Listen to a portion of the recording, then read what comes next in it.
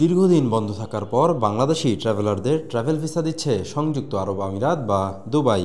কিন্তু ভিসা প্রদান করা হলেও সীমিত ভিসায় আশাহত হচ্ছেন বেশিরভাগ ট্রাভেলাররাই। ভিসা নিয়ে বেড়াতে যাওয়ার পর আর দেশে ফিরে না আসাই ভিসা প্রত্যাখ্যানের মূল কারণ বলে মনে করছেন এই খাত সংশ্লিষ্টরা। দেশে বিদ্যমান ট্রাভেল এজেন্সিগুলোর মধ্যে সেবার মান ধরে রেখে শীর্ষস্থানীয় প্রতিষ্ঠান হিসেবে নিজেদের পরিচিত করেছেন আকাশবাড়ি হোল্ডেজ নামের একটি প্রতিষ্ঠান। প্রতিষ্ঠানটিতে অনেকেই দুবাইয়ে বেড়াতে যাওয়ার জন্য ভিসার খোঁজ নিতে ভিড় করছেন, কিন্তু অনেকের পৃথিবীর প্রথম শ্রেণীর দেশগুলো ঘোরা থাকলেও মিলছে না ভিসা। এতে হতাশ হচ্ছেন তারা।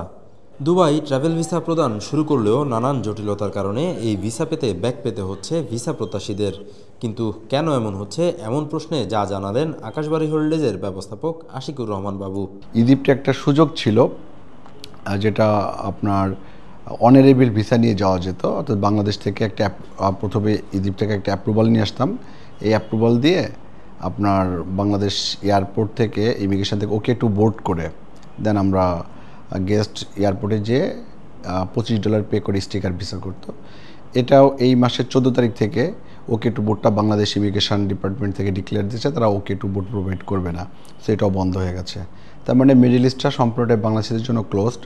এবং ভেরি রিসেন্ট আপনারা ফেসবুকে বিভিন্ন জায়গায় দেখবেন অনেক ট্রাভেল এজেন্সি, অনেক কোম্পানি দুবাই ভিসা নিয়ে অনেক প্রচার, অনেক বিজ্ঞাপন দিচ্ছে যে দুবাই ভিসাটা ওপেন হয়েছে। অ্যাকচুয়ালি সত্য হচ্ছে Dubai all type of visa বাংলাদেশিদের জন্য ক্লোজড। আপনার গতকালকে তো ফেসবুক সব বিভিন্ন ট্রাভেল এজেন্সি অনেকেই বিজ্ঞাপন দিয়েছে, এবং কালকে সকালে একটা দুইটা ভিসা অ্যাপ্রুভও হয়েছিল, বাট কালকে বিকাল 4টা থেকে দুবাইয়ে আবার পোর্টালে কোনো ভিসা সাবমিট করা যাচ্ছে না। তার মানে দুবাইটাও ক্লোজড।